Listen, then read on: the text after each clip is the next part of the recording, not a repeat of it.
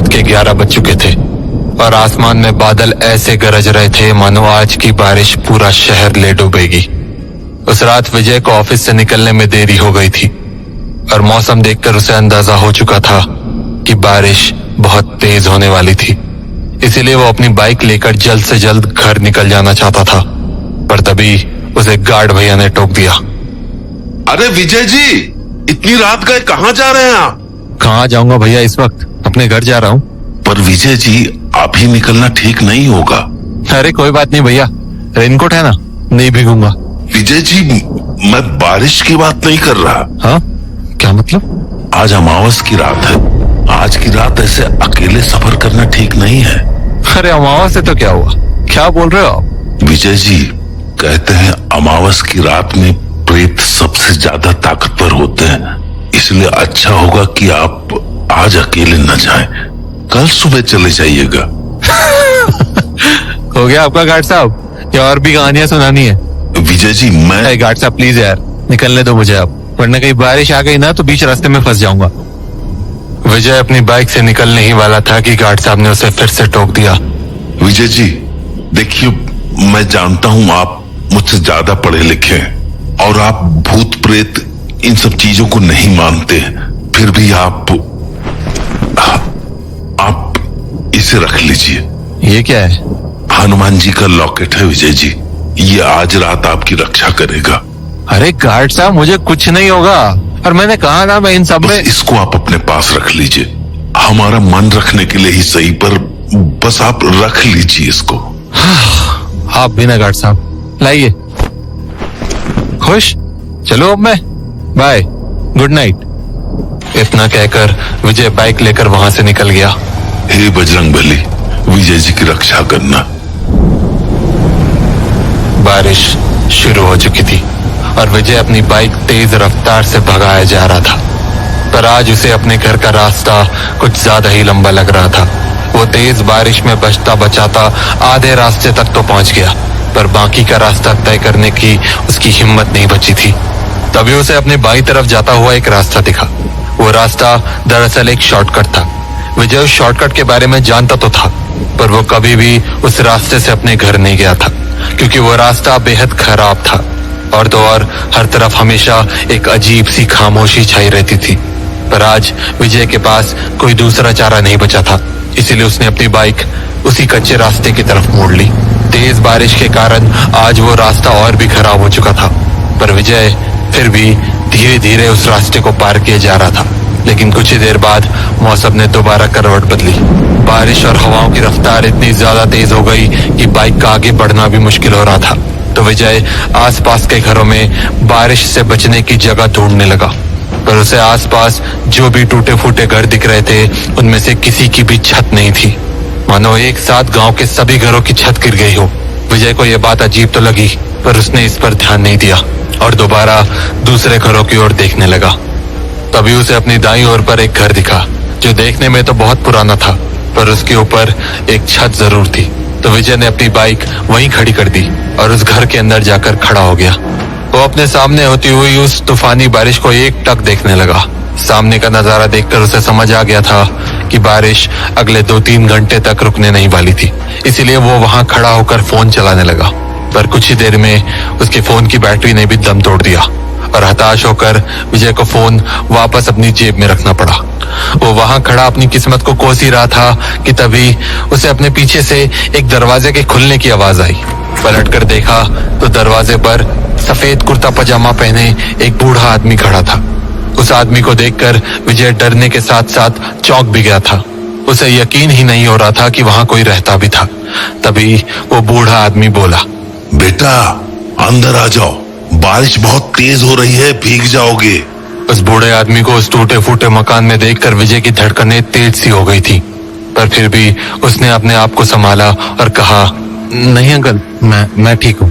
विजय जवाब देकर वापस आगे की ओर मुड़ गया, पर तभी वो बूढ़ा आदमी दोबारा बोला, बेटा बारिश बहुत ज्यादा है, आ जाओ ना अंदर। नहीं अंकल, आई एम फाइन, मैं ठीक हूँ यहाँ, आप प्लीज फिक्र मत करो।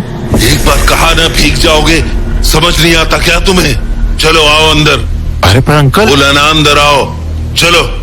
बेचारा विजय समझ ही नहीं पा रहा था कि वो बूढ़ा आदमी उसे इस तरह से क्यों डांट रहा था। पर फिर जब उसने बारिश को देखा तो सोचा बारिश के रुकने में वैसे भी बहुत वक्त है, तो क्यों ना अंदर जाकर ही आराम से बैठा जाए।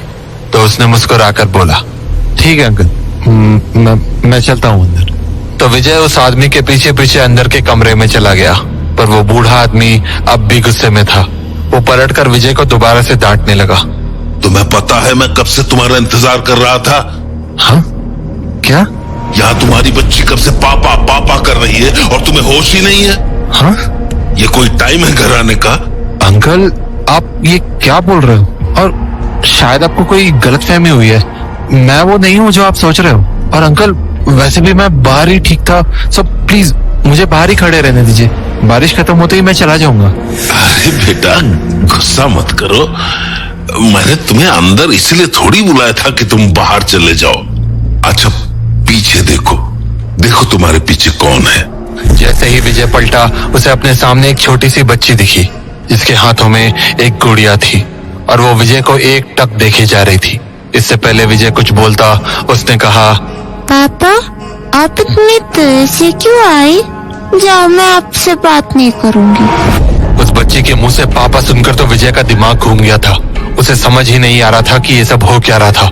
वो ये सब सोच ही रहा था कि वो बूढ़ा आदमी विजय के बेहद करीब आकर बोला, अपनी बेटी की बात का जवाब तो दे दो, क्या हुआ है तुम्हें? उस बूढ़े आदमी की बात सुनते ही विजय झुंझला कर बोला, अरे क्या बेटी बेटी लगा रखा है आपने? मैंने अपनी पूरी जिंदगी में ना तो आपको कभी देखा है ना इस बच्ची को। प्लीज ये फालतू बातें मेरे साथ मत कीजिए और मुझे जाने दीजिए। विजय ने इतना कहा ही था कि कमरे का दरवाजा जोर से बंद हो गया। और तो और वो बच्ची भी अब वहां नहीं खड़ी थी। पर इससे पहले विजय कुछ सोच पाता उसे उस बूढ़े आदमी की आवाज दोबारा से आई, और इस बार आवाज बहुत ज्यादा भयानक थी। तुमने ये अच्छा नहीं किया, बिल्कुल अच्छा नहीं किया, बिल्कुल। अपनी बेटी के साथ तुम्हें ऐसा नहीं करना चाहिए था। डर के मारे जब विजय उस बूढ़े आदमी की तरफ मुड़ा तो सामने का नजारा देखकर उसके होश उड़ गए। वो बूढ़ा आदमी तो उसके सामने ही खड़ा था, पर वो बच्ची उसके ठीक पीछे छत की कड़ी से किसी लाश की तरह झूल रही थी। विजय ये देखते ही समझ गया कि उसका सामना किसी ऐसी चीज से हो चुका था जो इंसानी दुनिया के तो बिल्कुल भी नहीं थे। विजय पलटा और दरवाजा खोलकर बाहर भागने की नाकाम कोशिशें करने लगा, पर दरवाजा खुलने का नाम ही नहीं ले रहा था। तभी उसे उसी बच्ची की आवाज सुनाई पड़ी, पापा पापा। डरते हुए जब विजय पीछे मुड़ा तो उसकी बची खुची हिम्मत भी हवा हो गई। वो बूढ़ा आदमी अब वहां से गायब हो चुका था और उस रस्सी से लटकती बच्ची ने अपनी आंखें खोल रखी थी और वो एक टक विजय को मुस्कुराते हुए देखी जा रही थी। पापा अब मैं आपको कहीं नहीं जाने दूंगी। अब आप हमेशा यही रहोगी मेरे पास।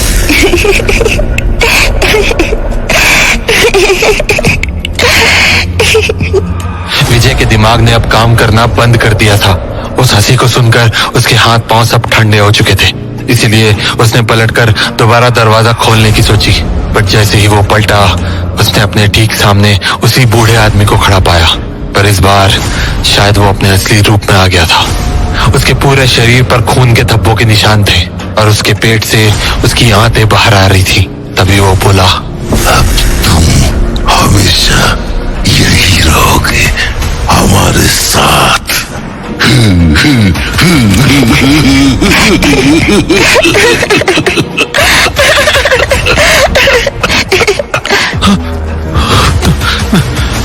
नहीं नहीं। विजय की आंखें अब भारी होने लगी थी। वो समझ चुका था कि अब उसका बचना नामुमकिन था। पर जैसे ही उसके सामने खड़े बूढ़े आदमी ने अपने हाथ से विजय को पकड़ना चाहा, एक तेज बिजली की आवाज हुई और विजय की आंखों के सामने अंधेरा छा गया। विजय की जब आंख खुली तो उसने देखा कि वो जमीन पर गिरा हुआ था और बारिश बंद होने के साथ साथ सुबह भी हो चुकी थी। उसे समझ नहीं आया कि भला वो घर कहाँ गायब हो गया जिसके अंदर उसने उस बूढ़े आदमी और छोटी बच्ची को देखा था। और तो और उसे ठीक से याद भी नहीं था कि कल रात उसके साथ आखिर हुआ क्या था। तभी उसे अपने पास जमीन पर गिरा हुआ हनुमान जी का लॉकेट दिखा, वही लॉकेट जो उसे गार्ड भैया ने दिया था। उस लॉकेट को देखने के बाद विजय के सामने सब कुछ साफ हो गया। वो समझ गया कि पिछली रात उसका सामना प्रेतों से हुआ था और वो उनसे इसलिए बचकर निकल पाया क्योंकि उसके पास हनुमान जी का ये लॉकेट था। उसने उस लॉकेट को माथे से लगाया और अपनी जेब में रखकर वहां से निकल गया। लेकिन इस हादसे के बाद विजय एक बात तो अच्छे से समझ गया था कि भूत प्रेत जरूर होते हैं और वो इंसानों को कभी भी नुकसान पहुंचा सकते हैं, पर जिनके साथ बजरंग बली का आशीर्वाद होता है उनका वो बाल भी बांका नहीं कर सकते, क्योंकि भूत पिशाच निकट न आवे, महावीर जब नाम सुनावे। ज्ञान गुण सागर जय कपी सति गुलोक उजागर जय।